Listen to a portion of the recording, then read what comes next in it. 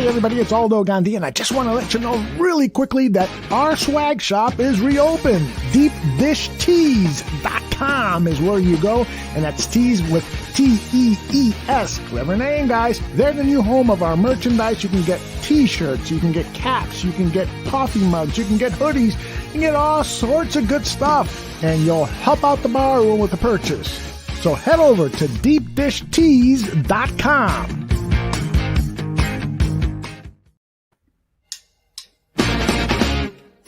Hey everybody, it's Aldo Gandhi, and I just want to let you know really quickly that our swag shop is reopened. DeepDishTees.com is where you go, and that's tees with T-E-E-S. Clever name, guys. They're the new home of our merchandise. You can get t-shirts, you can get caps, you can get coffee mugs, you can get hoodies, you can get all sorts of good stuff, and you'll help out the bar room with the purchase.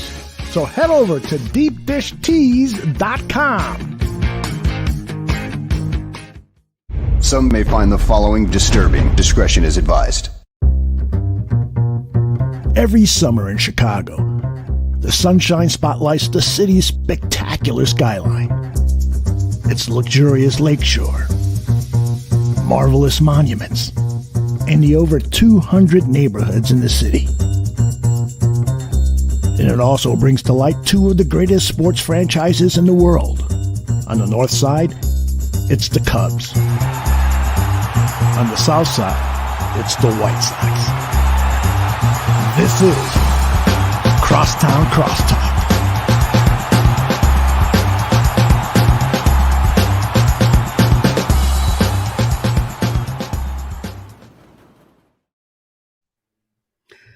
Hello and welcome to episode number 22 of Crosstown Crosstalk, presented by the Barroom Network. My name is Vinny. And I'm Joey. And Joseph Parisi. We have made it to the postseason. Soxtober is officially upon us. Man, am I jacked. So am I. And we're going to get to the White Sox in a little bit. But there's a lot of other stuff to be jacked about too, especially if you're me. There's a lot of great baseball going around. I don't even know where to begin, because the wild card games, they get heat sometimes because people want them to be a 3-game series, or people want them to expand the postseason. And I'm cool with all those things. If they did any of those things, I'd watch every game with my betting apps open and the chicken wings on the table and the beer and sodas in the freezer. No matter what I'm watching. So I don't really care. But I'll tell you, after watching back-to-back 1-game elimination, I don't care who's in it, it's freaking sweet. It is. And I know the Doyers won 105 games or whatever the hell, and they still have to play in the 1-game wild. They didn't win their division. And baseball's been a division-based sport for half a century. I don't say a full century, because it used to not be. It was just the winner of the American League versus the winner of the National League in the World Series. But now it's all division based. You win your division, you make the postseason. If you have two really good teams in your division, that's your problem. Be better than them. The Red Sox and Yankees have been dealing with it for 50 years. The Giants and Dodgers are now dealing with it now. The Padres will be back in the mix. I don't care what they fired their coach. That team's too good to not be right back where they were next season. And so let's just get right into it. The American League wildcard game.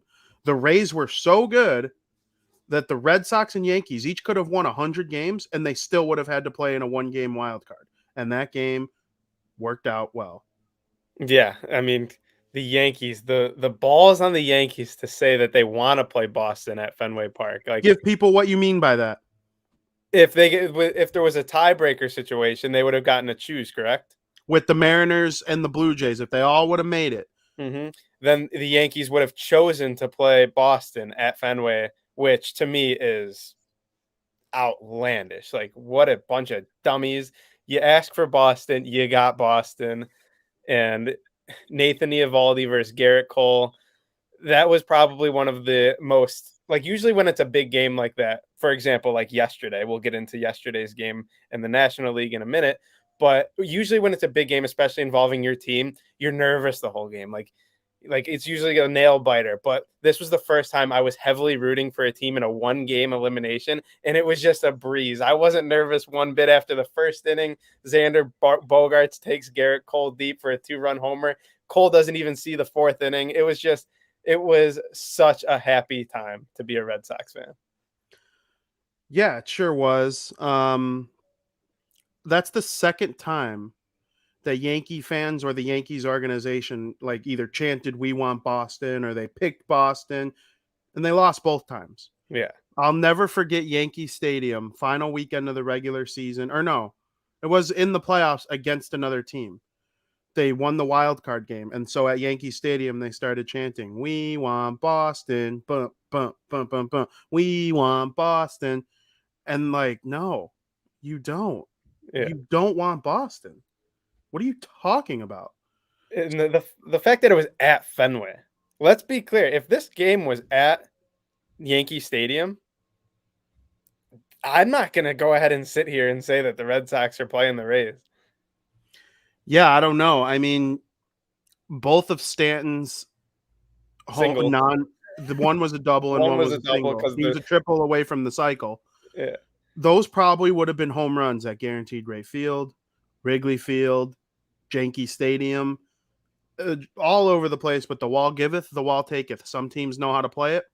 Shout out to, I believe it was Kike Hernandez, who played Giancarlo's. And to me, this is the turning point in the game. You said you were never worried. I was. I was rooting for the Red Sox as well. Had a little chug-a-ching on them. The Red Sox were up 3-1 because Tony Rizzo had hit a home run. So it's 3-1 Red Sox. And at that point, Schwarber and Rizzo had hit a home run. Shout out you Cubs fans. And that ends our Cubs segment for this week's show. The score is 3-1. And Stanton hits a moonshot. It's going 110 off the bat, and it goes off the monster. Well, I'll be honest. That second one that you're referring to, I wasn't as confident that it wasn't going as the first one. Oh, I thought the game was tied because Aaron Judge was on first. The first single by Stanton, I knew right away that wasn't going over the monster. I don't care what anyone says. People tell me, "Oh, you didn't know that." No, I was the only one in the damn building that knew that thing was not clearing the monster. It was. I mean, someone like me and you who's watched more Fenway Park games than like most Chicagoans, probably not close. Yeah. Who's arguing with you? Exactly. So the second one, though, I'll be honest, I thought I was pissed. Oh, I did too. Right off that bat, I was pissed. He missed it by a foot. The first one wasn't that close. Like it was bad camera work. The second one was like he just missed it. And I've seen players go high off the monster before, and it screw them out of a home run. I've seen it many times. I've never seen the same guy do it twice. Yeah, and then get a home run later in the game. But let me get back to what I was saying. Exactly. Aaron Judge, his tower tall, goofy ass, was on first base. And Stanton hits this, right? And it goes off the wall. Kike Hernandez gets a throw into Bogaerts. It's not the best throw from Hernandez, but Bogaerts played it so perfectly that he was able to pick up the one hopper and nail Judge at home, and it wasn't close. And people after are crucifying the Yankees' third base coach. I think most people thought that Judge was going to try and score from first the second the ball was hit, and he was out by a mile. He was. And to me, that's the turning point in the game. If Judge scores there, Mike Stanton's on second with 1 out instead of 2, and you don't know what happens from that point on. I agree. I agree that was the turning point, but I disagree with, not faulting that. Like, you got to keep Judge at third there. This run isn't even going to tie it. Like, it's not 2 outs. I don't know. I think that was a very poor decision to send Judge. Judge isn't the fastest. Xander's like one of the best shortstops in the league. That throw could not have been any more perfect. I think it was like 80-something miles per hour. I think they showed that was his throw from deep shortstop all the way to home plate. It couldn't have been a better throw. If it was any higher, any more in front, if it was a one hopper, then Aaron Judge is safe at home. But it was the perfect throw. And I don't know, you can't risk that in that situation to send Judge home. I think that was a mistake, and that cost them. Because I do agree that was the turning point. Bogaerts made such a good throw that it didn't look close. Like Judge was out by a mile. No, but if that ball was a foot higher or a one hopper, then Judge is safe. No Yeah, doubt. absolutely. That's what I'm saying. That's how good of a throw it was, that it Yeah. made it appear that it wasn't close. Mm-hmm. So, and like I said, the Yankees might come back and win that game if Bogarts, Hernandez don't make that little combination relay there to get Judge at home. So I must say though, the Red Sox pitching, bullpen included, was on point. Yeah, so I want to talk about Nasty Nate. Yeah. Nasty Nate, we all thought it would be Chris Sale weeks leading into it. Chris Sale ended up starting the final game of the regular season to help the Red Sox actually get into the wild card game at all. And there were rumors that they would use Sale in the bullpen role in this game if needed, because he only went 2 innings the game before. Wasn't needed. Nasty Nate was as good as I've ever seen him. He's a good regular season starter. His ERA is under 2 in the postseason. He's a World Series MVP caliber player. He does everything right when it comes to starting games in the playoffs. It's very hard. It's not something that like just rolls right from the regular season to the playoffs. Like, you got to be even better. And to shut down that Yankee lineup that has Judge, Stanton, LeMahieu was out, but still. Urshela was really good this season and in that game. Joey Gallo. Yeah, Joey Gallo. Bad trade for the Yankees. Anthony Rizzo, though. I'm telling you, man, that guy's good. That thumb. It was so fitting that he was the last out of the game, too, Brett Gardner. Yeah. He's like the number 1 Red Sox like thorn in the last decade or so. He looked like he was ready to break his bat. I've never seen him so mad. He gets very angry. His veins start popping out of his neck and up into his thumb little head. He's a feisty one. So shout out to Nasty Nate. I was very happy to see him get the win here. It's going to be interesting to see what Boston does going forward with their pitching. But before we kind of get into 8 strikeouts Nate had, by the way, and 5.1 inning pitch technically. So that's awesome. Exactly. I'm not sure that, Chris Sale kind of had a shaky start against the Nationals on that last Sunday. I'm not sure that Chris Sale would have done much better. No. Nathan Eovaldi showed. They might have lost. Yeah, like Nathan Eovaldi showed up, and I think the Yankees kind of like, you ask anyone 2 weeks ago, like, hey, it's going to be a wild card game between the Yankees and Red Sox. You're going to assume that Chris Sale is going to be on the mound. So maybe Eovaldi, maybe it kind of threw the Yankees off a little bit. Yeah, completely different pitchers. Absolutely. Now, Alex Cora pulled Nasty Nate a lot earlier than a lot of people wanted. Like, he was kind of getting torched online for doing this, and he brought in Ryan Brazier, who kind of had a tough year. Not one of the totally awesome Red Sox bullpen pieces, and he got it done. And the rest of the group, they shut it down. Yeah, and then the guy after him, Tanner Houck, he gassed him. That dude he had 2 strikeouts and didn't even give up a hit. So, I mean, the Red Sox bullpen came to play. Yeah, and I'm not high on them, the Red Sox bullpen. That's obviously the weak link of the team. They probably win around the same amount of games as the Rays if the bullpen's healthy. Or not healthy, better.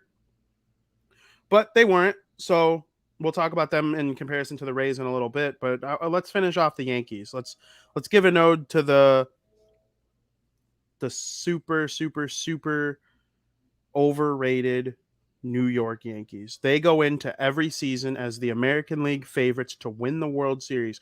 All year, they're ahead of the White Sox on the power rankings, the Astros, the Red Sox.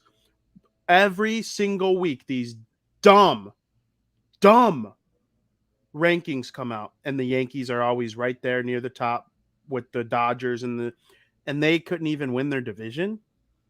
Excuse me. What are we talking about here? Garrett Cole stinks.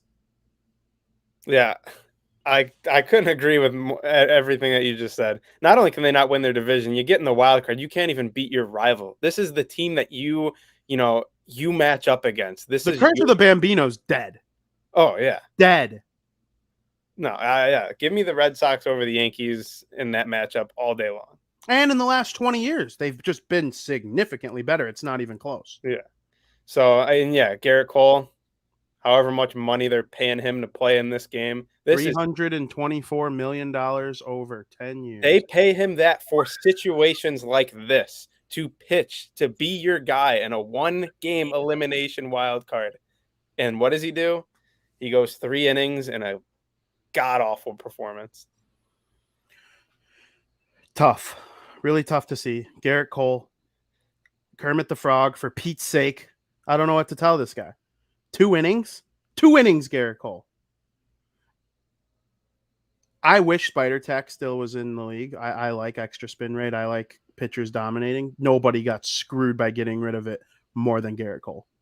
He's just a cheater through and through. And here, he might be the only person I'm okay with not using Spider Tack, just because I'm like so certain that Garrett Cole's just the ultimate cheater.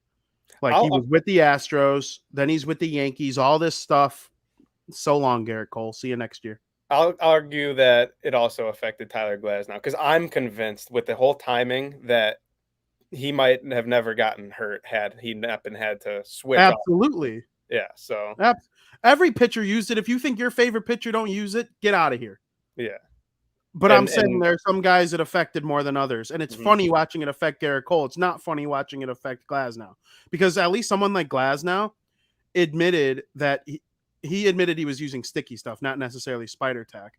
But he admitted why. He told why, and it's a valid argument. Like the grip on the ball, injuries, putting less stress on your elbow. I'm all for that stuff. Like, make a universal sticky substance like they do for hitters. Universal substance. We're cool with that. Yeah. Nobody wants to see hanging sliders over the plate get hit to Pluto. We want good pitches to get hit to Pluto, or actual mistakes. So I'm cool with that. Just with Garrett Cole, the way he sat up there and sweat his balls off while being asked about the stuff, acting like he don't do it. Like Glasnow was like, yeah, I use sticky stuff. I use sunscreen and sweat. And now I'm injured because of it. I have to have Tommy John. I'm cool with that. But with Garrett Cole, it's like, he's just a liar. Yeah. And not only another guy I want to talk about who is just sick, and you really didn't expect it when he was acquired by the Red Sox. Alex Verdugo. Oh, Verdugo Red Sox. Not a lot of people know that he came from the Dodgers in the Mookie Betts trade. Mm-hmm. I loved this guy on the Dodgers. I thought he was awesome in LA. And then when he came to the Red Sox, it was kind of like a bittersweet thing. Like, I lost my favorite player on the Red Sox. Now I like the Dodgers even more because my favorite player, Mookie Betts, is on the Dodgers. But with that came Alex Verdugo, someone I really enjoyed watching on the Dodgers. And I just feel like he has blossomed into a legit MLB star outfielder, especially batting. Like, this dude is sick. He had an RBI double, and he's just electric. I love Alex Verdugo. I think he can be a difference maker against the Rays as well. I have never seen, there's really no other group or podcast or group of internet people that get the attention of the league they cover more than Section 10 gets from the MLB. I got a notification after he did that. I watched the game, obviously, but they send out their little notifications with the videos to try and get you to click on the videos. And it was captioned Verdugo Red Sox. And I remember when the Ice Horse stuck and the MLB used it. There are just so many things that get copied from Section 10 from the MLB, and I love every second of it. And I know those guys too. Raffy Two Scoops, when they say Sox Kid, that's all from Section 10. So big fan of those guys. Happy Alex Verdugo Red Sox was able to help them get it done. And good thing that ball didn't go over the fence on a hopper, because then it would have only been a 1-run double. Yeah. No, it was literally, you couldn't have asked for a better hit there other than it being a home run. Yeah, no doubt about it. So shout out to Alex Verdugo Red Sox. I want to address one more thing before we move on. Mike Stanton is your daddy. Whether he hit a long single and he took a peek and thought it was a home run, he would have been out at second anyway. Probably got lucky that he took a peek anyway. The second one almost gone, and then the third one was gone. He hit a bomb in the Field of Dreams game. All right, I was just gonna give a couple points. He is your daddy. You owe Mike Stanton an apology, and next season you ought to give the man respect instead of ripping on him. I'm just I rip on Mike Stanton. For those that don't know, Giancarlo Stanton. You more than any player in sports, hockey, baseball, football. This ogre comes up to the plate, standing at You call him that still? 6'6", number 27, with his stupid navy pinstripes and his mean look. He just looks angry on his face. Looks like someone owes him money. He comes up to the plate, and I rip on him every single time. I did it in the Field of Dreams game. I did it all year long. I haven't watched every Yankees game. I think I've honestly seen 25% of Giancarlo Stanton's home runs. And it was poetic the way he sent off the Yankees into the offseason with his one last home run to say, fuck you, Joey. He went out swinging, credit to him. But guess what? Next year, he'll still be that same bum Mike Stanton who can't win a baseball game. You're going to curse yourself or me or someone because Giancarlo's not done.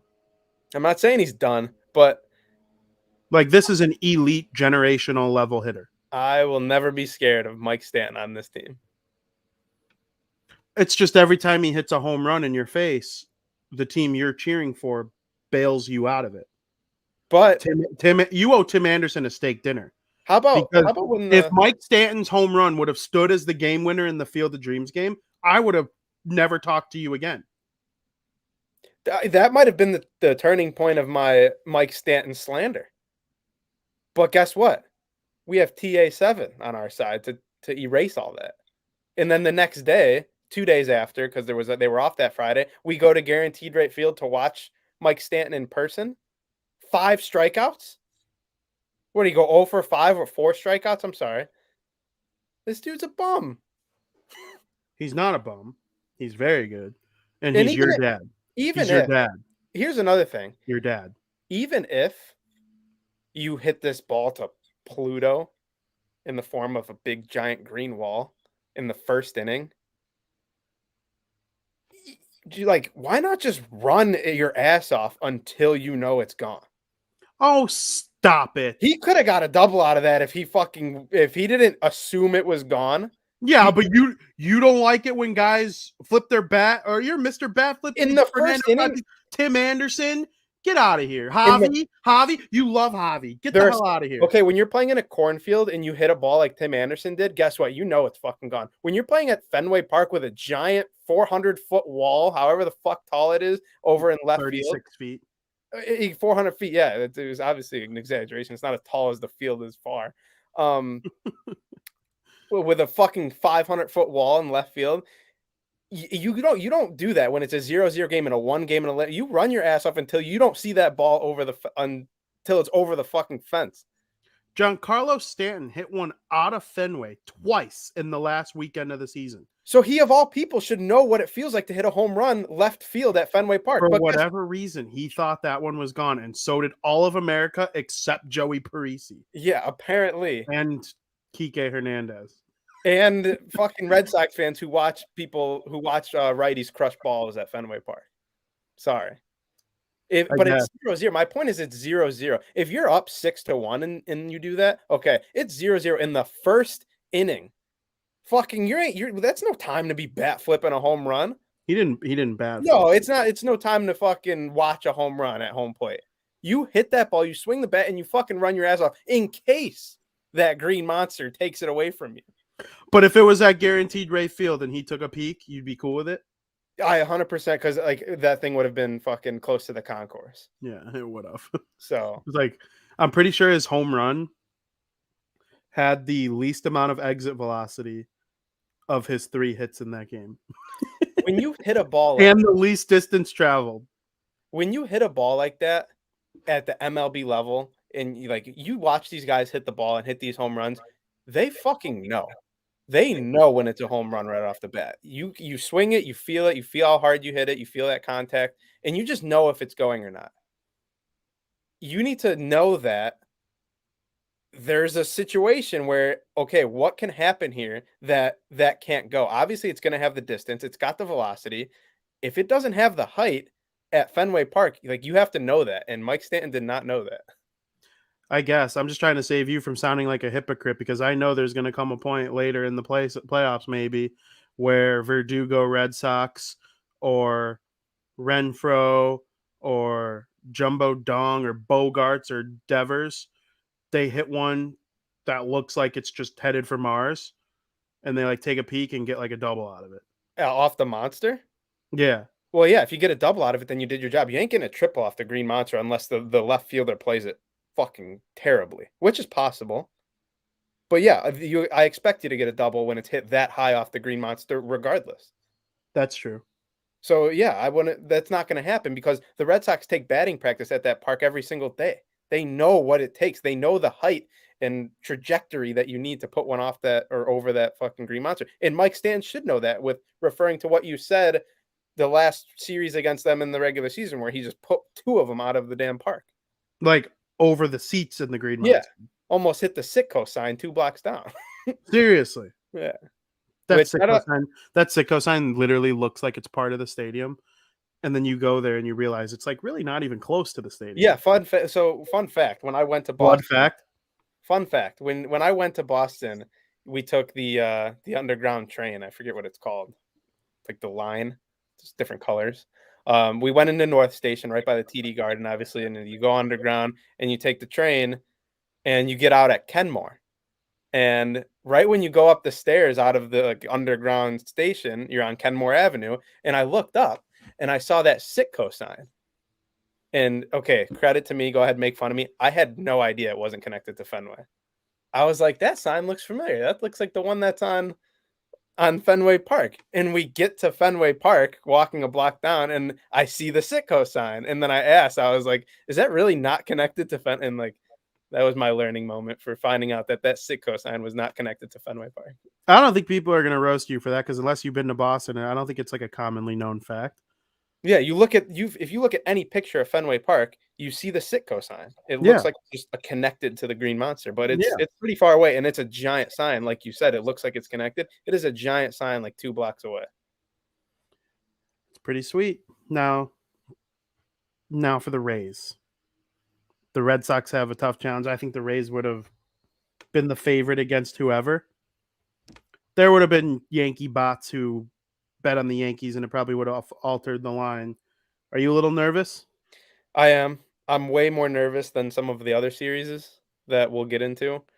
I think it's because it's my team. Like I consider myself a very passionate Red Sox fan. Like I get into a lot of these playoff games. I'm very nervous about the Rays. Yeah, I'd be way less nervous if it was probably any other team in the American League. So, even the White Sox? I think the Rays are better than the White Sox, but I think the White Sox can be. Like, we'll get into what I think about the White Sox later. It's very contradicting. Fair enough. Well, I unfortunately, part of me thinks by the time we get to our next show, the Red Sox will be out. I hope I'm wrong, but my prediction is Rays in 3. Here's what I'll say. If they win tomorrow with Eduardo Rodriguez on the mound. You mean tonight? It starts tonight. Yeah, you're right. It starts tonight. Who's pitching for tomorrow? Okay, it's not announced yet. If they win tonight with Eduardo Rodriguez on the mound, then they will beat the Tampa Bay Rays. That's how important I think this game 1 is. You're going to get Sale for one of the games. So that's my logic. Yeah, 100%. And obviously the bats are going to have to, because there were many games this year where Rodriguez, Eovaldi, Sale later part of the season, even Nick Pivetta early on, like they would have great games and just the bats were invisible for the Red Sox. Let's hope that doesn't happen. I mean, if Xander can keep it up, I'm pretty sure Devers didn't get a single hit against the Yankees. Hopefully JD Martinez comes back. Verdugo's got to keep it up. I'd like to see some of the guys who you don't really expect it from, like Christian Vasquez, have a clutch hit somewhere along the line. So Bobby Dahlbeck, he was crushing home runs all season long. So it's very possible that they can beat the Rays. They just need to pretty much play at their best. Like The Rays can win playing at like a little below their best, and the Red Sox need to play at their best if they want to beat the Tampa Bay Rays. I pulled up the Red Sox playoff roster or the ALDS roster. They did release it. Mm-hmm. JD Martinez did make the roster. Yeah. Is he in the lineup though tonight? Oh, that won't come out for a couple minutes, but yeah, the White Sox lineup isn't even out yet. The only lineup I've seen is tell the you Astros. what it is. The only lineup I've seen is the Astros. Wait, the Astros did release their lineup? Yeah. I mean, I could tell you what the White Sox is, but we'll get to that in a little bit. I do fear the Rays for the Red Sox. It's a damn good team. I think they have a better chance though than the Yankees would have. I'll just go ahead and throw that out there. I can't get behind that. The Rays, pretty sure the Rays handed it to them in the last series of the season, right? I know the Yankees won on that Sunday. Yeah, and it was like the dinkiest little hit of all time by Aaron Judge. That Saturday game against the Rays Yankees was a 12-2 win by the Rays.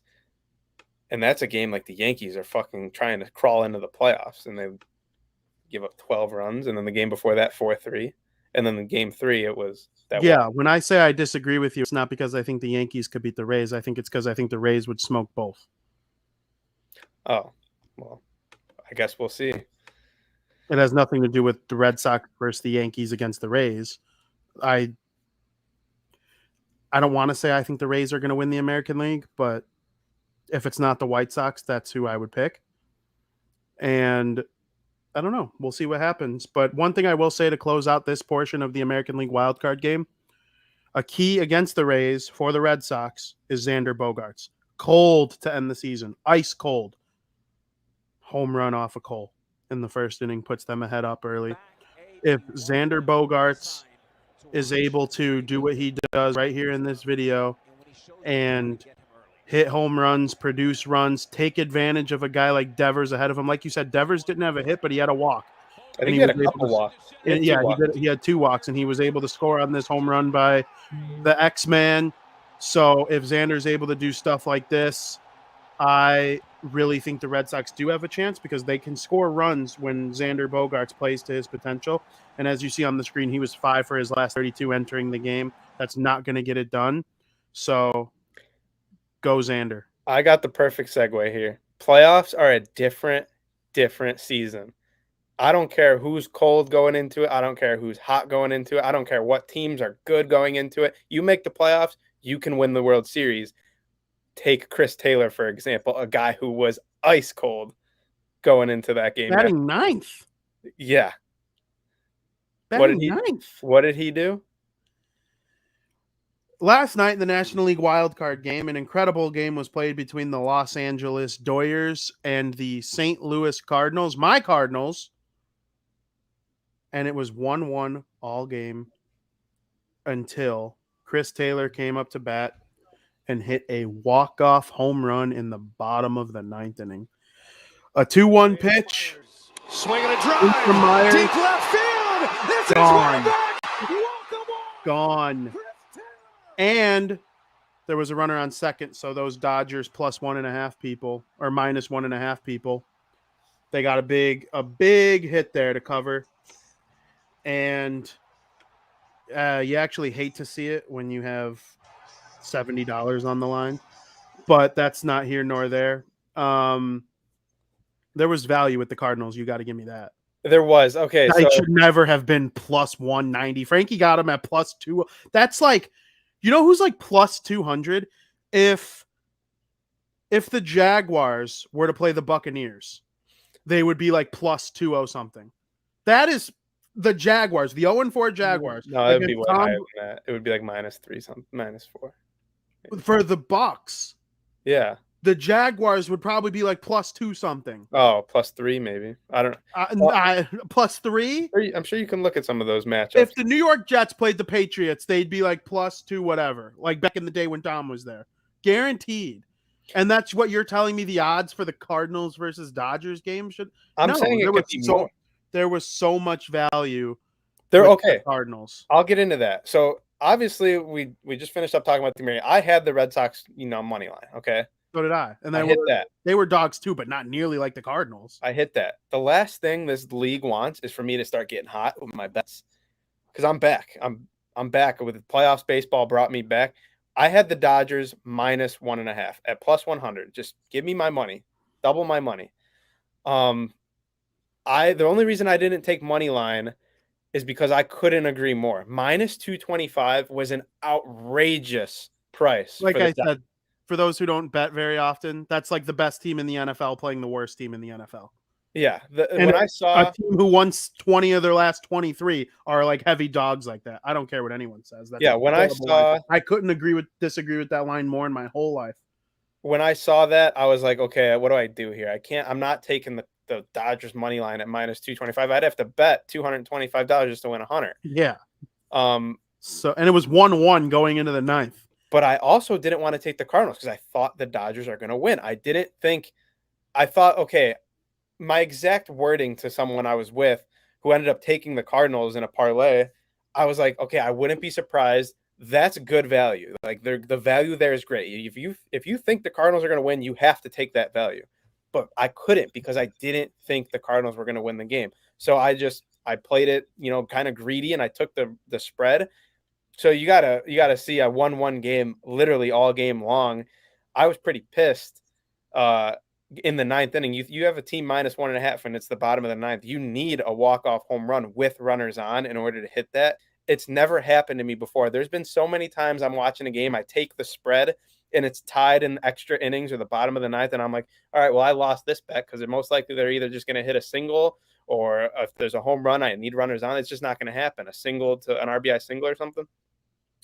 And sure as shit, who was it who got on? Was it Trey Turner who hit that single and got on? No, Trey Turner leads off or bats second. It was Taylor bats ninth. Oh, it was whoever bats after Albert Pujols, right? Well, Pujols pinch hit for the pinch hit. Yeah. I forget who it was. And then Chris Taylor comes up, hits his 20. He had 20 home runs all season long. So he hit number. Was Chris 20. Taylor a pinch hitter? He was earlier in the game. That was only his second at bat. Yeah. And then the pitcher took a place of earlier in the lineup spot, and that's where Pujols came in. Yeah. Yeah, I was gonna say Chris Taylor definitely didn't start, and he was pinch hitting in the 9 hole because he sucks. Yeah. So to hit that spread in the ninth inning after what was a battle. Like, I love the Dodgers, don't get me wrong. I actually really like the Cardinals, don't get me wrong. I like both too. It was a great. I probably like the Dodgers more, but I wanted to hit my value. Yeah, it was a great game for the average baseball fan. I'm lucky I'm not a diehard fan because, like, those diehard Dodgers and Cardinals fans, man, they had to be sweating all night long. Did you see what I tweeted? What'd you tweet? The fact that the Chicago White Sox might play in games like this Los Angeles Dodgers, St. Louis Cardinals game makes me want to throw up already. Go Lance. Yeah. I mean for real, dude. I can't imagine being a team who's played in a wild card game and not getting a quality start from your starter. I can't imagine that. Yeah, I mean, we're not Yankees. For Pete's sakes, Garrett Cole. For Pete's sakes. For Pete's sakes, Wainwright was unreal. Wainwright might win this. He's not going to win the Cy Young. Scherzer's going to, but he outdueled Scherzer last I think he played better than Scherzer. Scherzer was making me nervous. Scherzer, he had like 57 Scherzer's pitches. whip. Scherzer led the league in whip. He had 4 walks. He had an over 1 whip in the game. He had like 57 pitches through the first 3.5 innings or something like that. And he ended up, going 5 or 6? Yeah, he only gave up the 1 run, so he was able to get himself out of some jams. But the walk rate was just so un-Scherzer-like yesterday. He went 4 innings, 4.1 innings. And I feel bad for help me out. I keep almost saying Dave Roberts. Imagine having to go take out Max Scherzer. And I'd fear for my life with his 2 different colored eyes looking all angry. I'm not taking Max Scherzer. You pitched the whole game, buddy. And let's not forget about the guy he put in. Joe Kelly. I thought he looked awesome. I don't care what anyone says. I love Joe Kelly. I'll always love Kelly's good people. There's no reason for me not to root for the Dodgers. Seeing Joe Kelly come in and just, play good. The Los Angeles Red Sox, as far as Joey's concerned. Literally. It was incredible. All right, so I want to go on a little bit of a rant here. Hey, Gabriel, how's it going, man? Everybody give a shout out to Gabriel. He just got a new show here at Barroom Network where he goes around Guaranteed Rate Field. I'm not sure if he plans on doing it at other sporting events. He's interviewing people. He's doing a great job. So keep on keeping on, Gabriel. We're big fans of you here at Crosstown Crosstalk /Bar Down.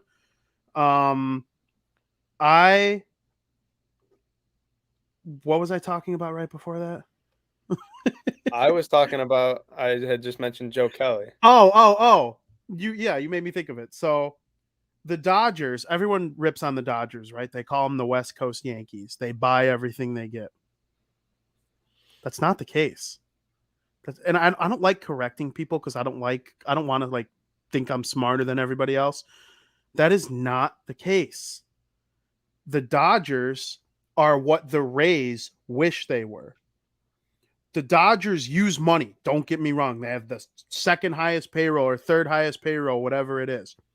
But they use their money in a way that's a lot more respectable than just buying free agents. They've bought one free agent that I can think. What other free agents have they bought? Trevor Bauer, and he's fucking off right now. Yeah, are you saying like not even a trade? The Dodgers prospect pool allows them to have the payroll that they do. They had the prospect capital to trade for the guy who won the batting title, Trey Turner, probably be top 5 MVP in the National League. And they traded for the guy who will probably win the Cy Young. Washington doesn't make that trade with a team that can't pay forward the prospects that are needed for guys like that. Like Washington did so well. And the Dodgers draft and develop and get international free agents, which every team in the league has the same amount of international free agent pool money. There's no rich teams and poor teams and 50 feet of crap in the Oakland A's in that market. There is only, and you could trade your international pool money. So like the Dodgers had what they needed to trade for Mookie Betts. Yes, they were able to pay Mookie Betts once they traded for him, and that's what the Rays aren't able to do. When the Rays guys come up ready to get paid, they let them go. They were this close to trading Glasnow to the Cubs for Kimbrel. They let Blake Snell go to the Padres. They traded Austin Meadows for prospects. They ended up signing him back for cheaper later because he was an older player. But I mean, the Rays are great. They're so great. They might win the World Series. But the Dodgers are able to use their resources to be a better version of the Rays. And the Cubs were that for a while. The Cubs couldn't develop pitching. That was their ultimate downfall. But it's not like they just went out and bought all these free agents. They had a good farm system that allowed them to field a great World Series caliber MVP team. The only free agent the Cubs bought was Hayward, who stunk, and John Lester, who was really good. So, like, the Astros or the Dodgers for sure will spend money. Like, if Trevor Bauer is available, they'll offer him what they need to. They'll pay for. It wouldn't surprise me if Seager leaves this year and they pay for Correa, or even if they give Baez a chance or something like that. Trevor Story, it wouldn't surprise me. But in order to trade for Betts, Scherzer, Turner, Bellinger, in-house, Justin Turner, Muncy sat and was like a platoon player for a long time. The Dodgers are just a little bit different than I think what the perception of them is, that this team that just buys everything they have. It's not true. It's not true. I couldn't agree more, and I'm glad you got to Mookie Betts because it took you a while to say Mookie Betts. They had the assets to trade for him, and then they had the money to re-sign him. Yes.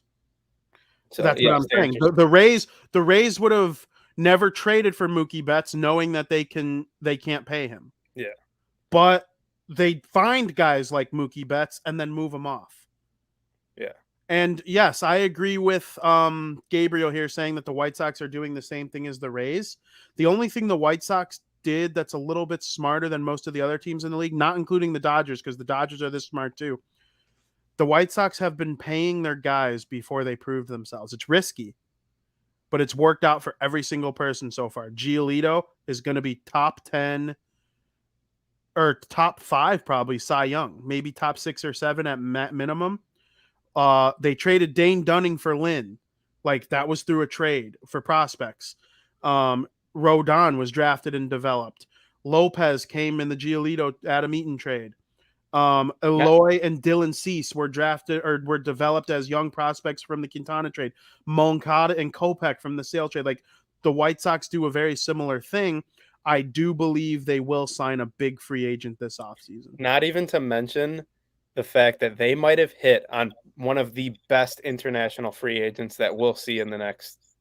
You talking about Lou? I'm talking about Luis Robert. Well, don't forget Jose Abreu. Yeah, but I mean, Luis Robert is next level to me. I think this guy is like, he's just getting started. He's just dipping his toes into his amazing career he's about to have.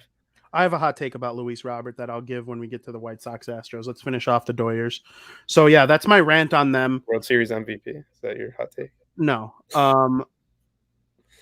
That's Giolito. I think the Dodgers, they do everything right. People hate them for it. It's a very wrong misconception about them. They don't buy everything they have. They use their money wisely. They have a lot of money to use wisely. Like the Yankees wish they were the Dodgers. Is basically what it is. They trade for Stanton. Okay, they had the assets to trade for Stanton. They also traded a bag of baseballs to Derek Jeter, who runs the Marlins. I mean, the Derek Jeter helped his old team out a little bit there. Nobody's ever going to convince me otherwise. Aaron Judge, they drafted and developed. It took them about 6 years longer than they would have liked. DJ LeMahieu, they bought. They a really smart thing the Yankees did. I will say this: they traded Chapman to the Cubs for Gleyber Torres, and then they re-signed Chapman back. That's smart use of asset and money management. But for the most part, it's all about the prospects and developing and drafting and putting the team together the right way. And when it comes time to pay them, pay them. And a guy who they did just that with, I don't know if they drafted him. I don't know if they traded for him, but he's only played with this team. He's been playing all the way since back in 2013. You need a guy to come in on the mound in the top of the 9th inning, and it's Kenley Jansen, who looked unbelievable yesterday. If they were showing stats, they were talking about it. Only he was like, it went him, Hader, and Liam Hendricks, like, for something in the 9th inning, and you need that. And they got just that. He had 3 strikeouts in the top of the 9th, set him up for them to walk it off in the bottom of the 9th. Without Kenley Jansen performing the way he did yesterday, who knows if the Dodgers are playing tomorrow against the Giants? Yeah, because he struggled like the last year or two, but like he's still really good. He's just not unbelievable yesterday. And it's weird when you get to playoffs. Sometimes these guys they're a different ball player, and I think we're seeing that with Kenley Jansen. This dude was lights out yesterday. So the Cardinals are done. It was a great season. If I told Frankie yesterday, if baseball was 200 games, the Cardinals would have caught the Brew Crew. Yeah, like, if they stay hot. I mean, yeah, it does. They were going to stay hot. They were resting guys against the Cubs. They were on a 17-game winning streak toward the end of the year. So you can't just assume that that's going to continue. I don't think necessarily that's going to continue, but I don't know. I think they would have caught the Brew Crew. They were that hot, and they're a good team. Like Nolan Arenado, he went from being like this perfect rated player. Like people always thought of him as like a top 5 player. He still might be, and people don't mention him as much anymore. He had 105 RBIs, 36 home runs. And like I said, I don't give a shit about RBIs and batting average, especially batting average. RBIs a little bit, but batting average is a very flawed stat in the year 2021. And it's not that it's like a stupid stat. It's just like, why use the 3rd best stat available to you? It's like if you have a really nice car, it's a nice car, but you have 2 other ones over there that you could choose from that'll help you get to your place safer and quicker. Like, I don't know. No. What do you have for? Yeah, real quick about the Cardinals. I mean, whether what you say is true, if there was 200 games in the season, it was an amazing season for them. And I do like the Cardinals, and it sucks that their season had to end this way, going up against 105-win Dodgers in a wild card game. But, I mean, all credit to them. Paul Goldschmidt, I love that guy. His play at first base was unreal. Like you said, Nolan Arenado. I was a fan of him even back on the Rockies. So I think the Cardinals have, I don't think they're necessarily done. I think they're going to kind of continue where they left off next year. Yeah, I'm with you. They'll probably go into next season right there with the Brew Crew as favorites for the NL Central. Giants, Dodgers. That'll be well underway, probably maybe even done by the time we get to our next show. I'd like to hear your thoughts on that. I'm going to write these down. So do you have the Rays beating the Red Sox? No, I have the Red Sox beating the Rays. Okay. We're going full Soxtober here. Okay. This Giants Dodger series is going to be amazing. If you didn't watch any of these regular season series between these two teams, it was back and forth. They were fighting for that first place spot all season long. The Dodgers had it. Oh, then the Giants had it. When we were in Atlanta, we watched them retake it at night. It was just an amazing series, and the fact that now they're playing each other in the playoffs for the first time ever. I had no idea they've never played in the playoffs. Yeah, can I get to that? Yeah, go for it. We were discussing that last night. I'm not surprised. I am. Do you know how hard it is to play a division rival in the postseason? Yeah, I guess you need Think about it. One of them especially like pre-2012 when there wasn't a wild card game and you just had to be the at-large team in the American League or National League. Like, the fact that the Yankees and Red Sox have played as many times as they have just goes to show that they've been the two best teams. The Dodgers and Giants aren't the Yankees and the Red Sox. Like, I bet that can be said for a lot of division rivals across the sport. And just because it's happening now with this, people are like acting surprised. I'm not even slightly surprised that this is their first time ever playing in the playoffs. Can you think of the White Sox never make the playoffs? But like, okay, so that's a good example. Like if the White Sox played the Tigers next year in the playoffs, they probably never played each other in the postseason. I don't know. I kind of disagree. Like look at the AL East. The Red Sox just played the Yankees and now they're going to play the Rays. Okay. That's two division rivals in 1 year. Have the Red Sox ever played the Rays in the playoffs? I have no idea. I'm sure. I'm assuming it's no. I don't know. I'm going to go out on a limb and say no. I don't know. And if they have, it's probably once. Not only, aside from that, though, not only are the Giants and Dodgers playing each other in the playoffs for the first time, it's the first time that two teams with 105 or more wins have ever played each other. Wow. Not even just in the regular season or in the playoffs. Never played each other. Playoffs and regular season. That's crazy. Two teams with 105 or more wins have never played each other in the MLB. That also doesn't surprise me. It doesn't surprise me for the it doesn't surprise me for the regular season. Yeah, for the playoffs, it kind of surprises me a little bit. But like especially to get to 105 games, to get to 105 wins, the season's probably over. You got to play each other late in the season. Yeah, that doesn't surprise me. But in the playoffs, it surprises me. Yeah, a little bit. It's a battle of the best in the AL or in the NLDS. That's what I think. I think the winner of this series is going to the World Series. I'll just go ahead and say that right now. I changed my mind. It doesn't surprise me in the playoffs either. You'd pretty much have to play in the World Series. And you have to win 105 games. Less than one team wins 105 every single season. There you have it. Both in 2008 in the ALCS and then 2013 ALDS. There you go. So it's happened twice. For the Rays Red Sox. Yes. And here's the thing, though. The AL East pumps out playoff teams more than any other division. So I kind of give that division like a little bit of the edge, I guess. But yeah, and each of them went on to win the American League. Yeah, did the Rays win it in 08? I don't believe so.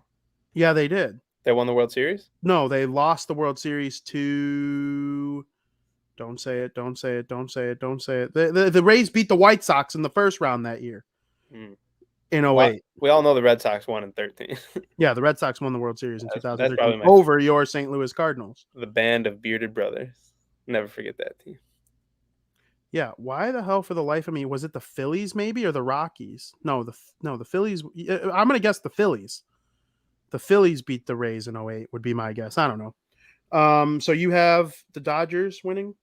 I do have the Dodgers winning, but I think this one goes the distance and of the short 5-game series. It's going to be back and forth. It's going to be a duel. There's going to be one game where it's, over 14 runs. There's going to be probably a couple games where it's under 3. I'm very excited for this series. All right. Let's get into really quick before we get to our series. Let's go really quick. Give me a prediction on Braves Brew Crew. The Braves are awesome. They've had a kind of a magical season, especially with the loss of Ronald Acuna Jr. But the Brewers, man, are special. The Brewers I think they're just going to be too tough to beat. Give me the Brewers in 4. All right. We've disagreed on all 3 so far. I think we'll agree on the last one, but we'll see if you're enough of an a-hole to disagree with me on that one. Yeah, I got the Braves. I'm rooting for the Braves. They're my NL squad right now. And I'm rooting for the Braves. I'll admit that. You want to go to a World Series game. I like the Braves. You want to go to a World Series game. But I also like the Brewers. But I'm rooting for the Braves. Like the Brewers more, maybe even. But this year, go Braves. Yeah. I'm not loyal enough to either one of them to like. I just think the Brewers are too good, man.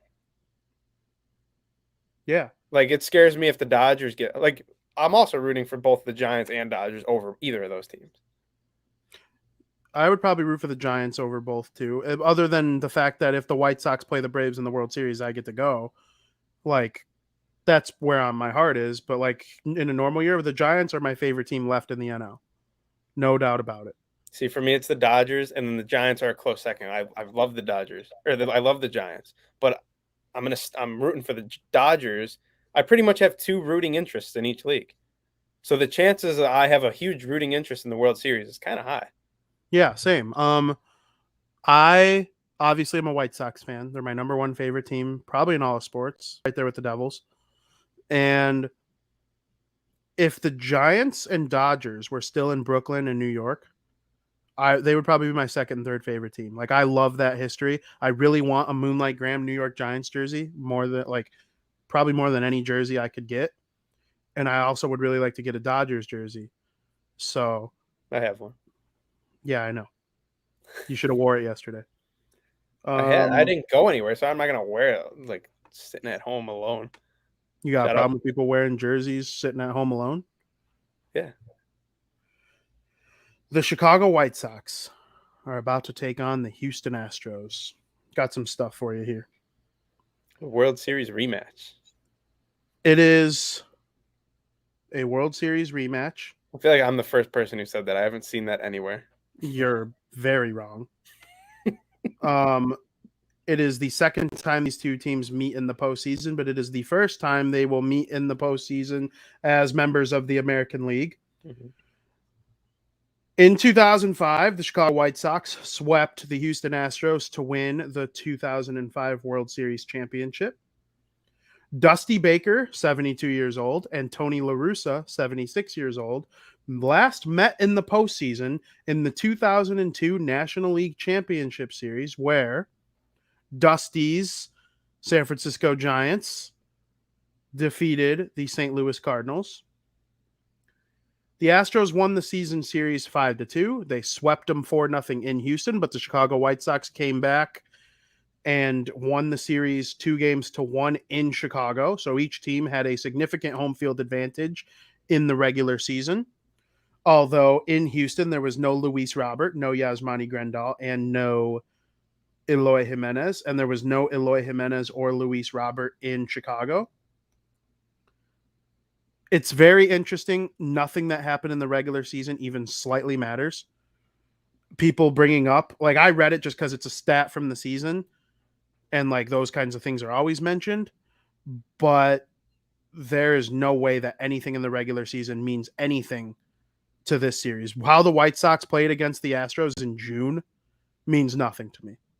Nothing. And that's not a slight on the Astros. They're a great team who could very well win.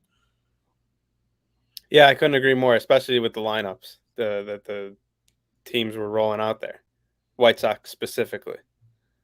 I agree it means absolutely nothing. I kind of alluded to that take when we were talking about, Chris Taylor coming in ice cold, or Xander Bogaerts going into his wild card game ice cold. And who shows up in the playoffs? The guys that matter. So you need your guys to play at their best. And with that being said, I think if the White Sox are playing at their best, I think they will take care of the Houston Astros.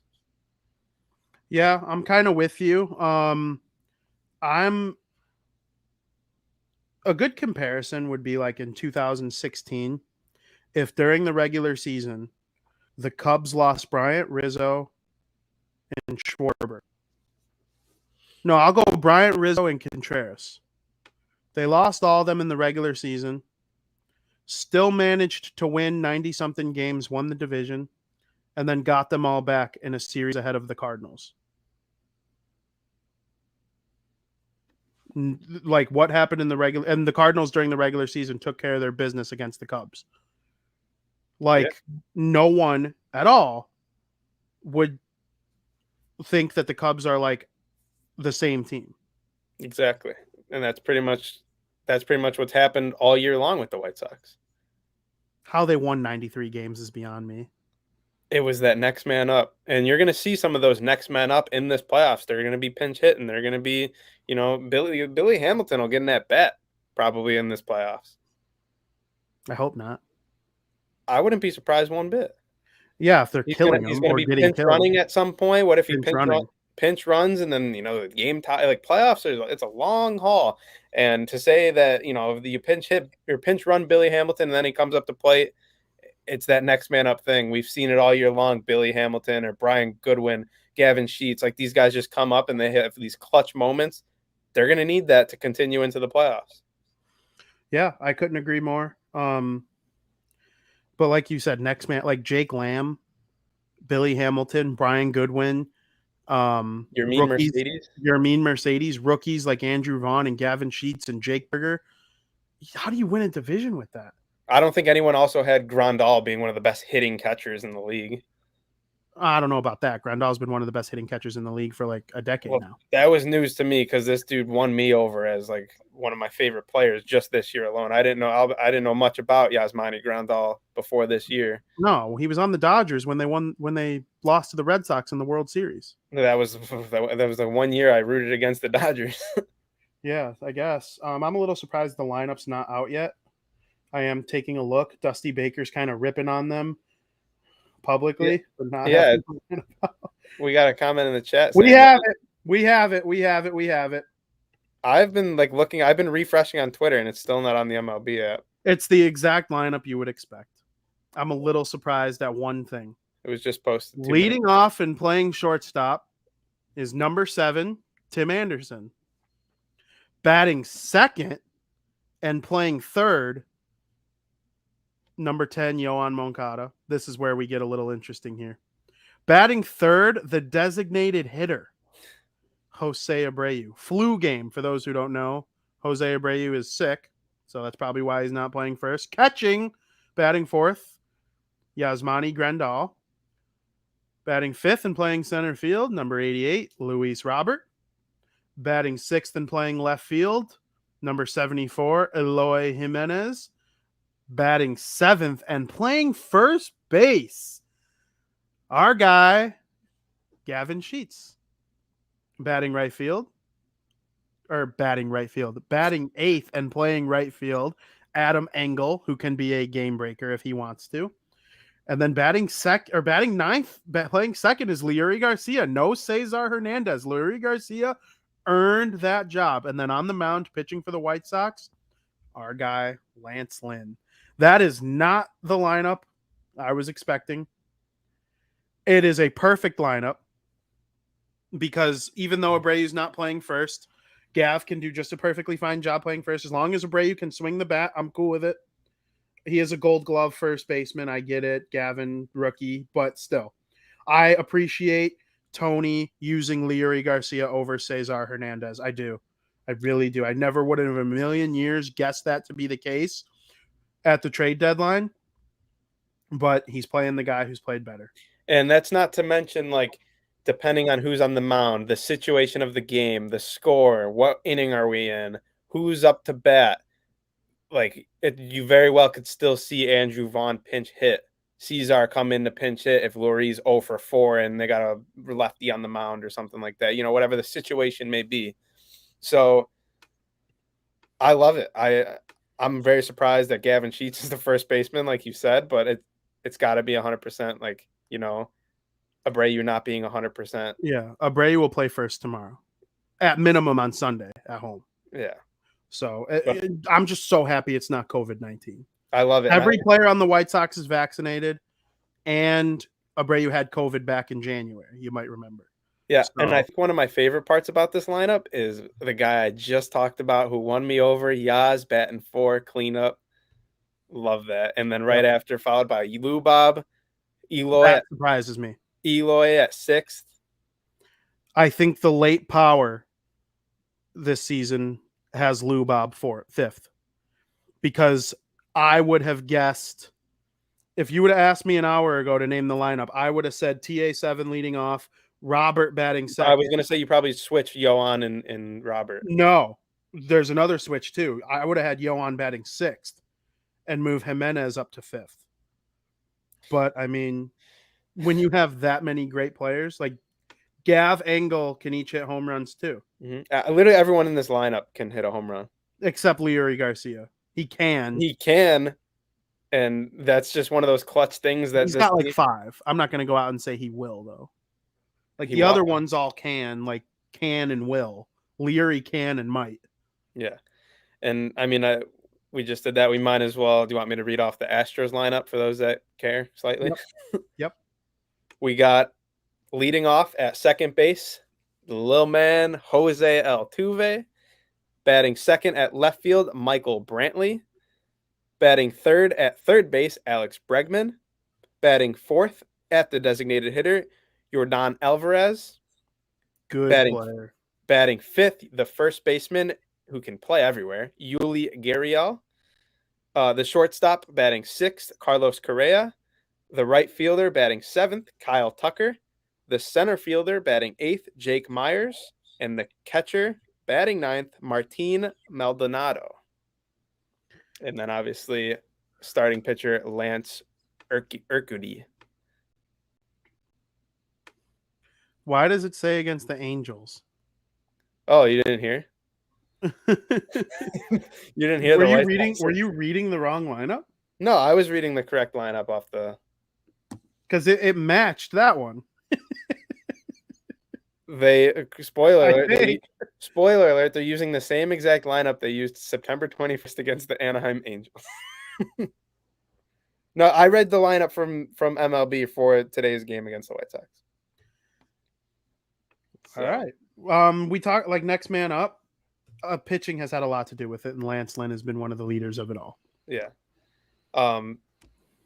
We pretty much covered everything we think about this game. I think that is going to be the difference maker. I think Lance Lynn is going to show up tonight, and I think the bats are going to show up giving the White Sox. I think the White Sox can hit some good pitching. And I think when Lance Lynn is on his game, I think he can shut them down. I like the bullpen. Notice I'm doing a new thing. Every playoff game. Are you part of the ponytail gang now? Every playoff game, I'm rocking a bun. All right. I have stats. I have notes. Let's hear your stats. It's the Battle of the Lances. Lance Lynn finished the season with a 5.4 wins above replacement. That's insane. 11-6 record. 2.69 ERA. Nice. Are you waiting for me to say 1.070 whip. 176 strikeouts. He made 28 starts. Mm-hmm. Joey's phone is on vibrate. Lance McCullers Jr., 3.5 WAR, still very good. Not quite Lance Lynn's 5.4, but I digress. 13-5 record, 3.16 earned run average, a 1.22 whip. Little surprising that it's that high. 185 strikeouts. He's a good pitcher, man. We saw him in person at Guaranteed Rate Field. It's a good matchup of Lances. I love a good Lance. You know when you meet a Lance that he's just like he's one of the like cool guys that you want to be around. Like I've never met a Lance. I'm a person that like believes in names define who you are. Like your parents set you up with your name. Like I tried to tell you, if your name's Mike, you're just a Mike. like you fit into a class of mics. You're like the goofy dude that everyone likes to be around. You're making people laugh. When I come across a Lance, he's like a cool guy that I don't want to mess with. You get what I'm saying? You never want to cross a Lance. I've never met a Lance. I said that. I mean, we have two very good Lances right here. And hopefully our Lance, the big bastard himself, Mr. Free Britney himself, takes care of business. Which I think he will, which is why you want value. You want value. You wanted value with the Cardinals. You got value with the Red Sox. Take that value tonight when the White Sox win in Houston in Game 1 of the American League Division Series. How important are Kopech, Kimbrel, and Hendricks to this little playoff run? Incredibly important. Especially Michael Kopech. I was going to say, you can't say especially to any of the three. No, I'm going to say especially Michael Kopech. Okay. Because I think Lance is going to do great. He's probably I see him going 6, giving up 1 run max to this team. Okay? You're going to need Michael Kopech in and continue that. If he comes in and blows it, it's going to put Craig in a difficult spot. And that's assuming it's a close game. Would you empty the tank for a Game 1 win? In Houston, I would. You gotta win one of these games. Hope Giolito in the offense has a good game in Game 2 and then come back to Chicago with, at minimum, a split. Mm-hmm. I'm with you. Got to be strategic. Tony knows what he's doing. I just saw a stat and I kind of brushed by it. I wish I wouldn't have brushed by it. It was his record in the playoffs. It's like well over 500 with 3 division titles and 13 division titles and 3 World Series championships. Like, this guy knows what he's doing. I'm excited to see how he handles the bullpen. What he did to accommodate Abreu in the starting lineup, I think, is very telling. And really quick, I want your thoughts on Lucas. Are you excited to see Lucas Giolito tomorrow? Yeah, I'm very excited because I think he is really kind of found his game in the second or the last. Oh, he's their best starting pitcher. Yeah, so I mean, and then Dylan Cease has been incredible at home. I think they're set up really nicely here for a great series. It wouldn't surprise me if the Astros win, like, at all. They're a great team. Right? I'll be honest. I'll be honest. It will surprise me. Really? I'm looking at it from a very optimistic point of view. Yes, maybe. There's 2 types of fans. There's optimistic, pessimistic. Realism. Or realistic, sure. Whatever you want to say. But I truthfully, from a non-biased standpoint, I think fans, like diehard Chicago White Sox fans, undervalue what they have in front of them. This team is very good, and they should win this series. I know the Astros are very good, but you need to give credit where credit's due, and this lineup is fucking awesome. I hope you're right, and it's going to come down to that. If the White Sox win, though, the series, we might look back and say not getting home field was good because Giolito is statistically better on the road, and Dylan Cease is statistically better at home. Yeah, I mean, is it possible? Lance is Lance. We'll see if they need to use Rodon at all. He's on the playoff roster, which is encouraging. Do you think, I doubt you're the only one who's realized that. I wonder if it would be different had they started on the road or had they started at home. I still think they would have went Lynn and Giolito. It's just I wouldn't be surprised if it was Cease and Gio swapped. I don't think they put much value into that because then you have Giolito going against someone else on the road, and you want Cease starting at home. I feel. Yeah, I mean, I don't hate the take. The statistics say, and Tony don't care about numbering the pitchers or anything like that. So I don't know. I'm nervous. I'll say it. I'm not. They didn't play enough together with the Big Six for me to like go into the playoffs thinking that they're like this powerhouse. They very well could be. They're 7-1 when Moncada, Abreu, Anderson, Jimenez, Grandal, and Anderson all play in the same lineup. 7-1. That's incredible that it's only happened 8 times. Yeah, and one of them was the Field of Dreams game where they like went out of their way to do it. And so, like, the fact that that's a thing does give me confidence. But, like, we didn't have it for 162 games like the 2018 Red Sox, like the 2016 Cubs, those Giants teams that were so good. Last year's Dodgers with Betts and Bellinger and Muncy and all them. Like, I don't know, man. I'm very nervous, very excited, but I want the White Sox to win so bad. I mean, if they don't at least beat the Astros, it's an underperformance to me. They have every piece that you need. Yeah. The window's like not like it's not a worrisome situation if they don't, though. No, it's not. But I like the idea of, getting it done early. Yeah, of course, because you never know what happens. Someone gets injured, someone starts to randomly suck. Like, look how quickly it turned around for the Cubs. That's how They looked like they were set up to win 3 of the next 5 World Series. That's how dynasties are created. You start early and you go late. Yeah, you're right. So we'll see what happens. You got any keys to the series? Pitching is going to be huge. Like, you can't really afford a bad outing in a 5-game series. Are you worried about Rodon in a game 4? If No, necessary? I'm not worried about Rodon at all. I think even if he's not 100%, I still think, we saw in that game against the Reds. Yeah, it was against the Reds. Not a lot of their top guys were even playing because the Reds were eliminated. But I think he looked very good, and he was only topping out at 93. But I mean, the command was there, it seemed. Yeah. Are there any Astros players you're scared of?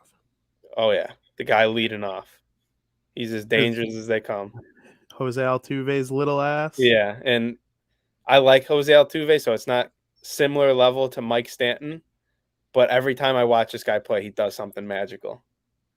So that's going to be the guy I'm looking at.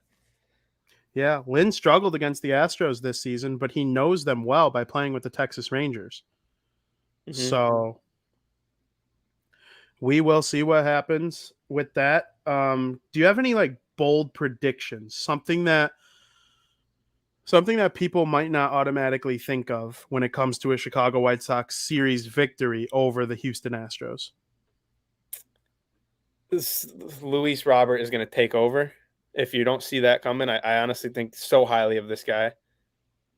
I'm talking maybe multiple home runs in one of the games, just completely take control of the baseball game.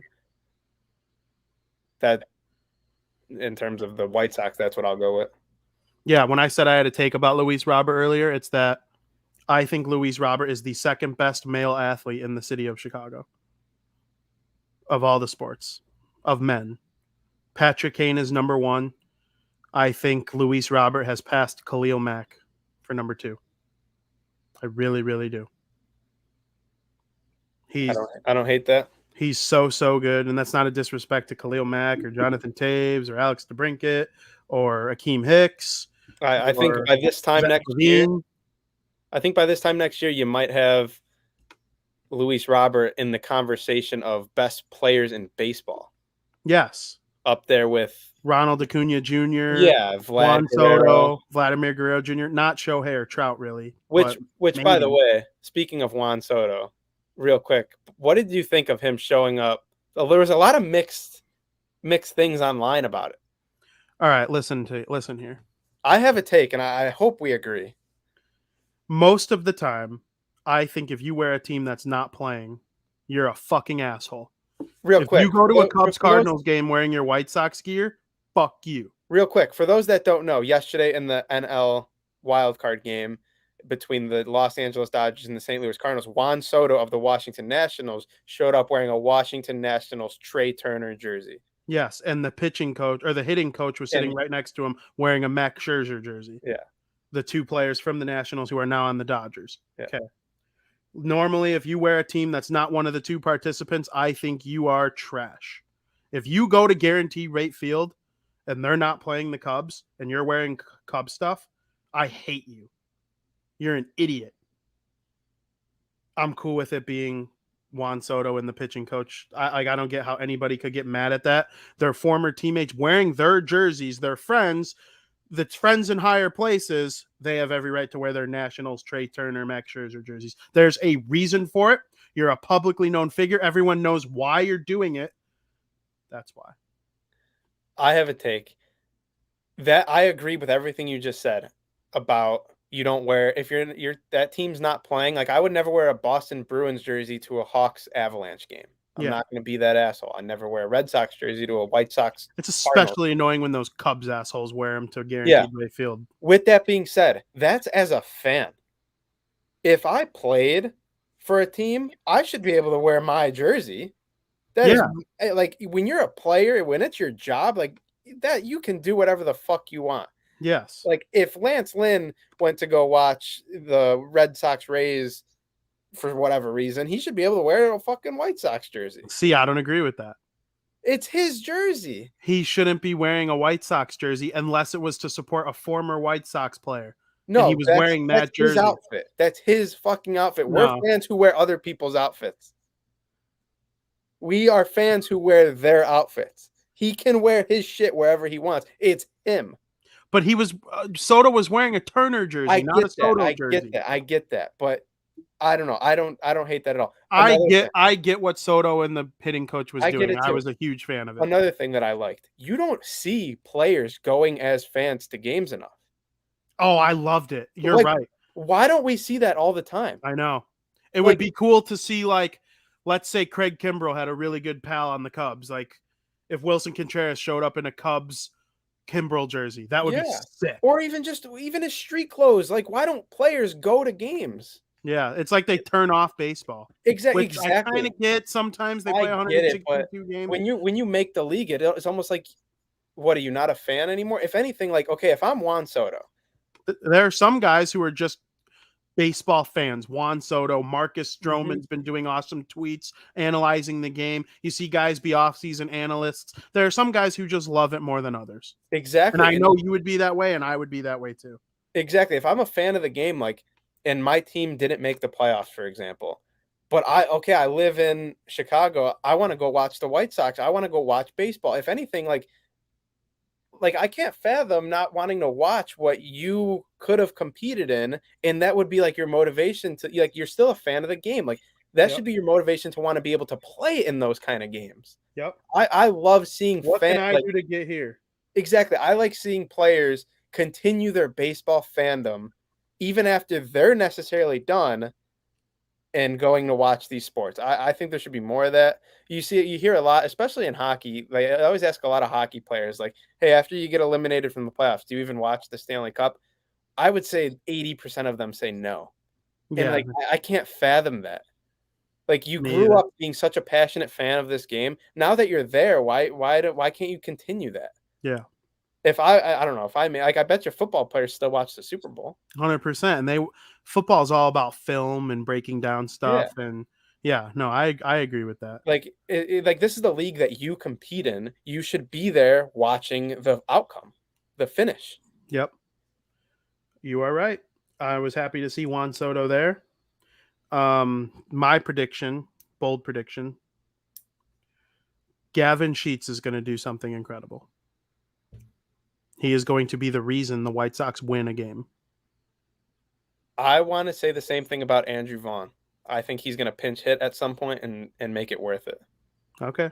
I like that. And it's going to make Tony look like a genius. Well, either one would make Tony look like a genius. Yeah. And I think it'd be nice to see Liam Hendricks record the last out of the series. Oh, yeah. Unless, like, a walk-off. Unless they just blow him out and Craig comes in or something. Yeah. So ideally they blow him out, and it's because you have no idea how much less nerve-wracking it was watching the Red Sox game opposed to the Dodgers game. I was heavily invested in both games. I wanted both teams to win, and watching that Red Sox game was nothing but fun. Watching that Dodgers game was nothing but stress. I will say this. I would use the A bullpen. If you have a lead, even if it's 6 runs, I would use the A bullpen in game 1 no matter what. Got to get the win. Kopech, Kimbrell, Liam? Kopech, Kimbrell, Tepera, Crochet, Hendricks, all of them in any order. Depending on how long. You might not need Tepera if Liam or if if Lance goes 6. Yeah, but I don't need to see Jose Ruiz. He's on the roster. Crochet, you could probably save as well. Hey, even Aaron Bummer. And Aaron Bummer would be like a number 1 reliever on most teams. So I don't know. Who knows? With a 1:00 start tomorrow, if they're up like 7-0, dude, they're like, I wouldn't expect to see Liam. no, they would probably use Crochet, Tapera, Bummer. Yeah. Which are all really good. But I mean, we saw it with both bullpens yesterday. The Red Sox bullpen on like these players play better when it comes to the postseason. You are correct. You are very correct. I'm very excited for this. We hope everybody enjoyed this show recapping the American League and National League wildcard games. The Chicago White Sox and the Houston Astros are about a half hour away, 40 minutes away from starting. Me and Joey will be at Joey Parisi on Twitter and at Vinny Parisi on Twitter. Make sure you read SouthsideShowdown.com, by the way.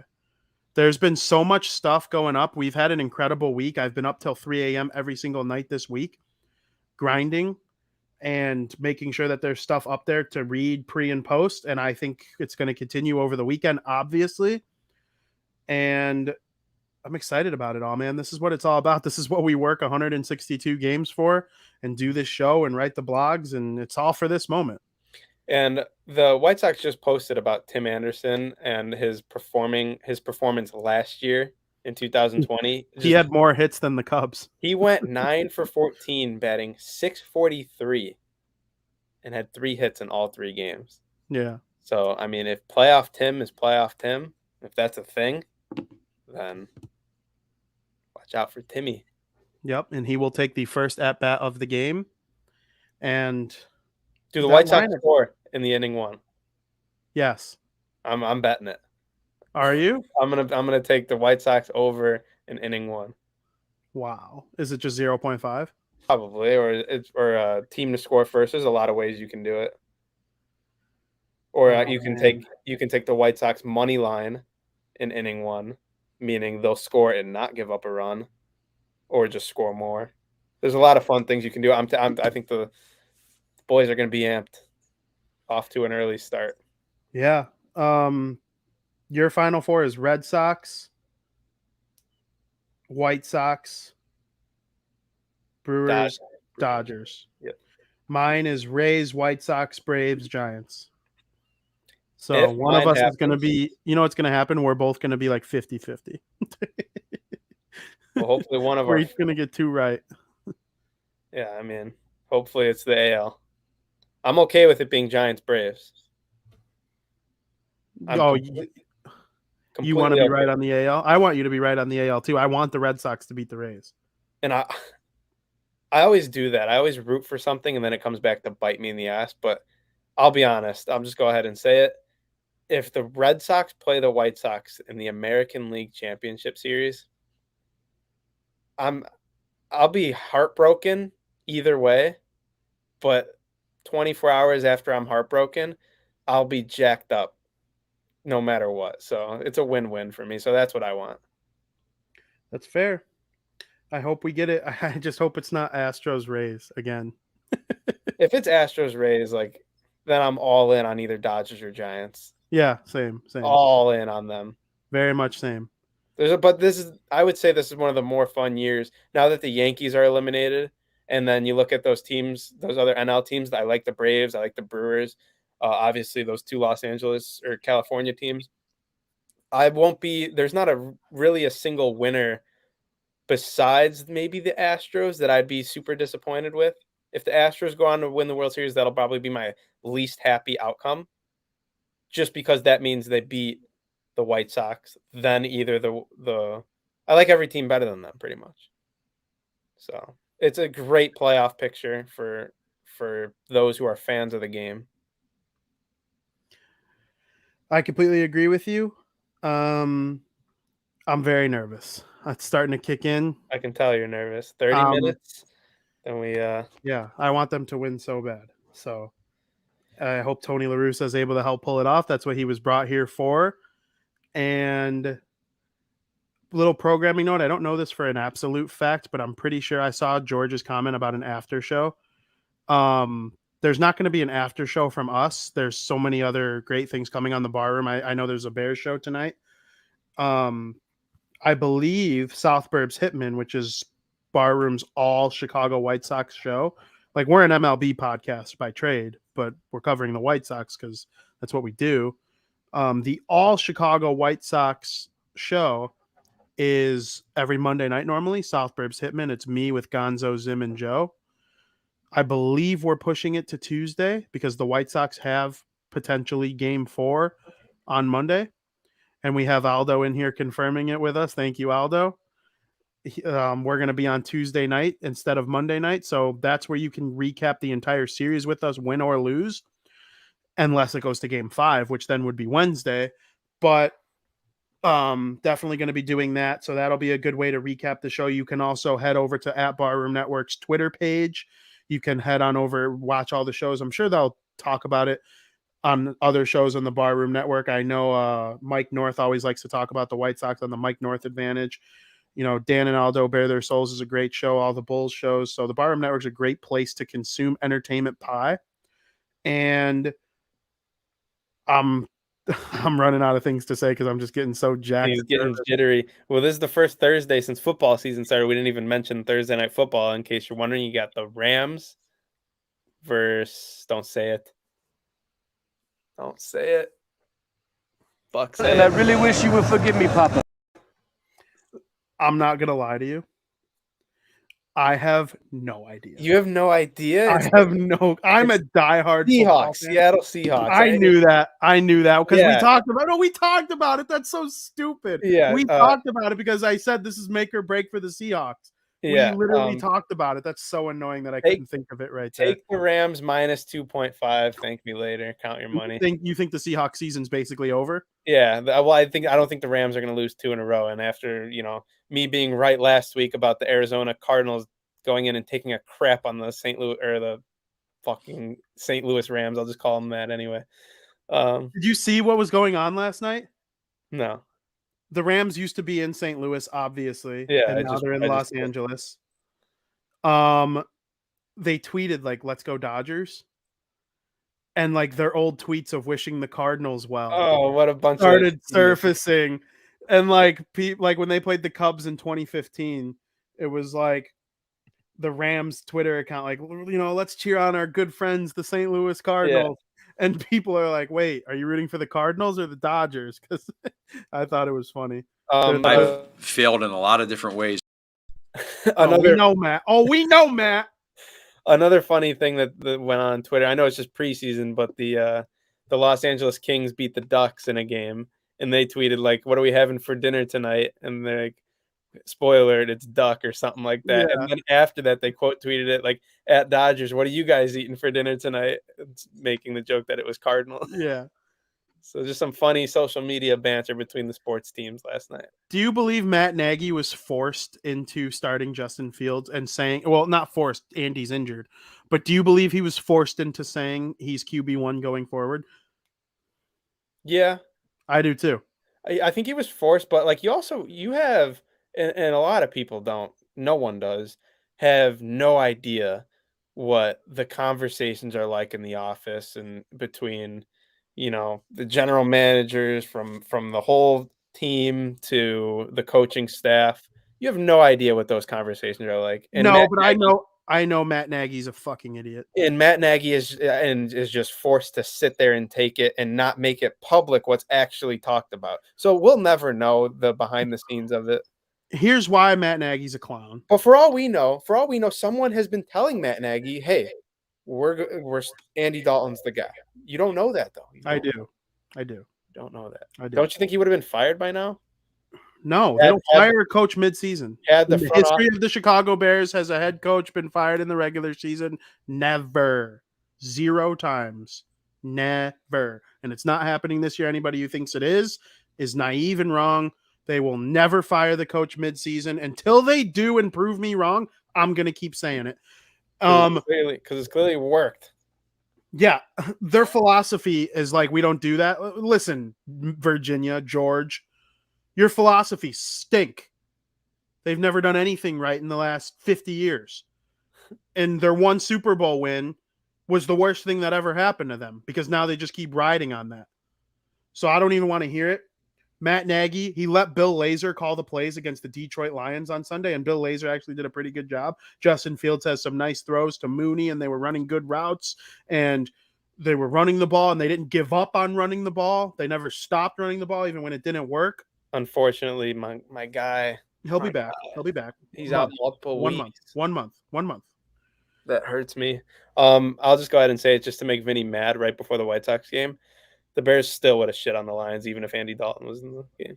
Yeah, probably. The Lions are one of the worst franchises in all sports. But Justin Fields made it where it was a comfortable win. I will say that. I think it would have been very, very similar outcomes had Andy Dalton been. I don't know if I agree with that. Justin Fields looked great. He was He making did. throws. He did. He was mobile. He did.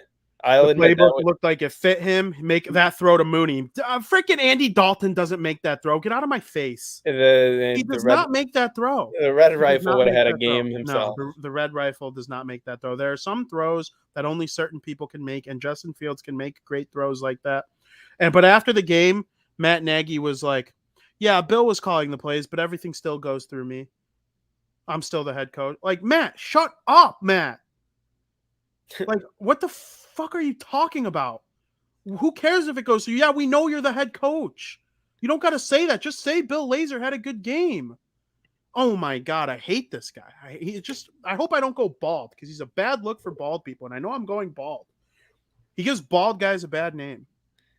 Yeah, see, but like I said, you don't know what goes on in the office. For all we know, for all we know, Pace could have told Nagy, "Hey, name Fields as QB1 going forward, or you're fired." Or Pace might be the only guy in the building that's dumber than freaking Matt. Or he could have been saying, "Hey, you need to roll with Andy Dalton until we say otherwise," and Matt Nagy just has to sit there and take it. Then George McCaskey ought to sell the team right now because that is not how it should be. The general manager puts the team on the field, and then the head coach organizes the team on the field. That's how football works. If you're Bill Belichick and you're one of the all-time great general managers, you make yourself the coach if you want it that bad. Tell that to Billy Beane, who pretty much chose who started his lineup for the A's back in the day. Okay. You didn't put How did that work out for Billy Beane? They haven't won the World Series.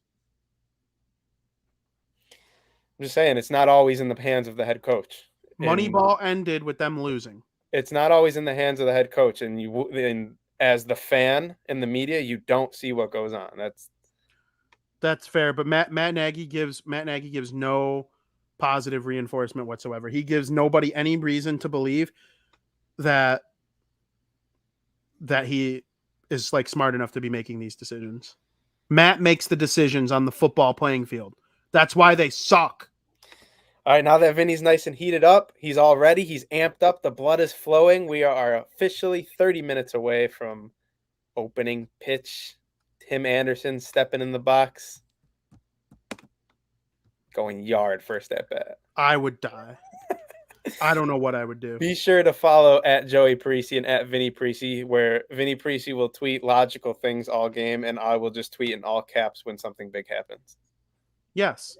And I encourage people to follow at Sox Showdown. Very much interested in getting that account just growing just as much. It's working. Everyone's so thankful and can't wait for the playoff. Let's do this. Yeah. You pumped? I'm very pumped. I just can't wait. I'm picturing whose name am I typing out in all caps.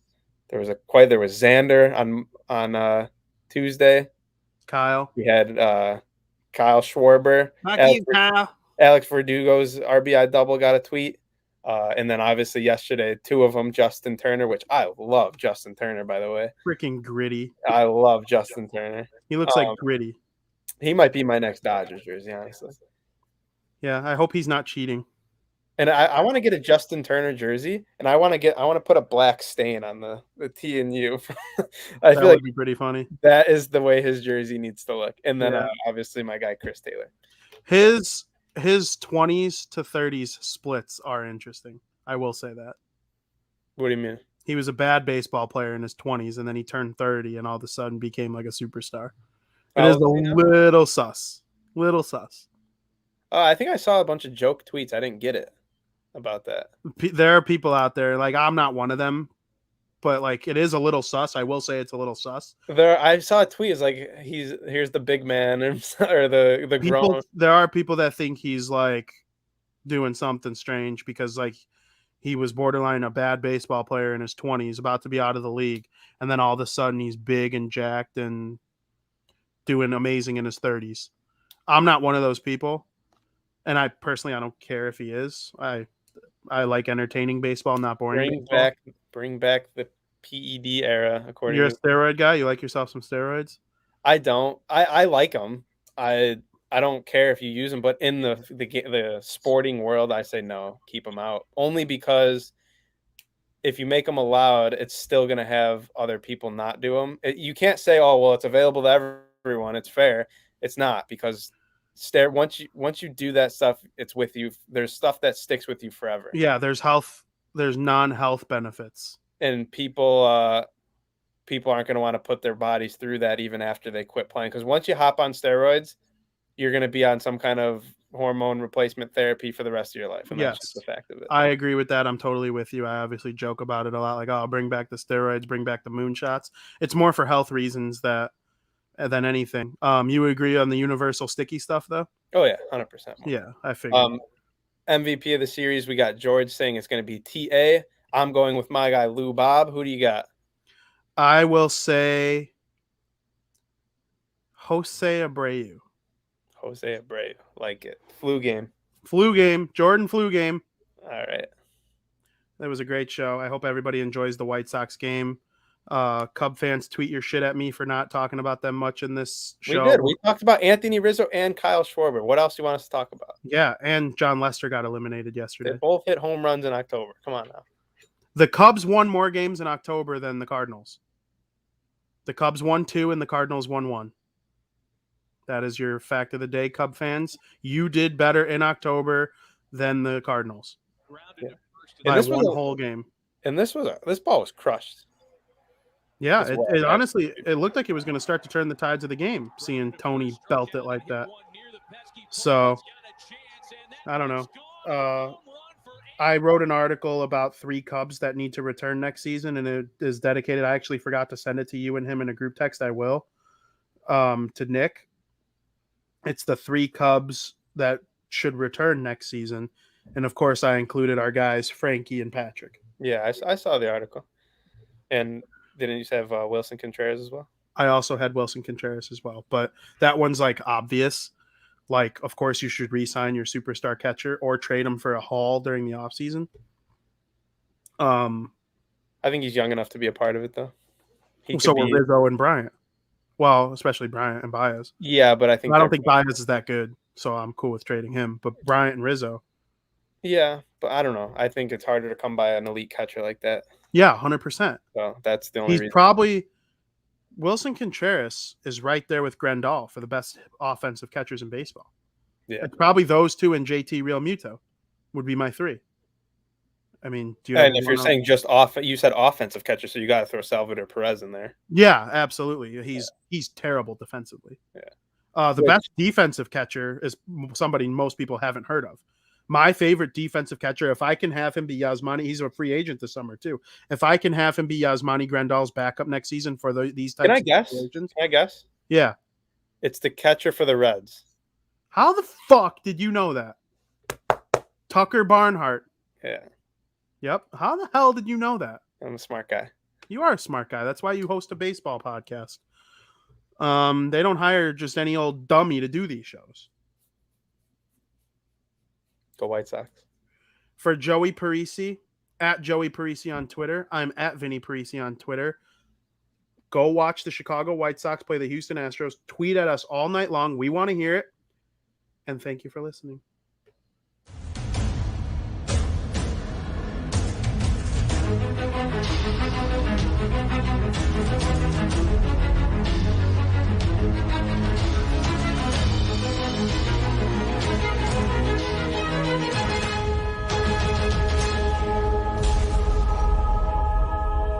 Hurry, I'm holding back a fart.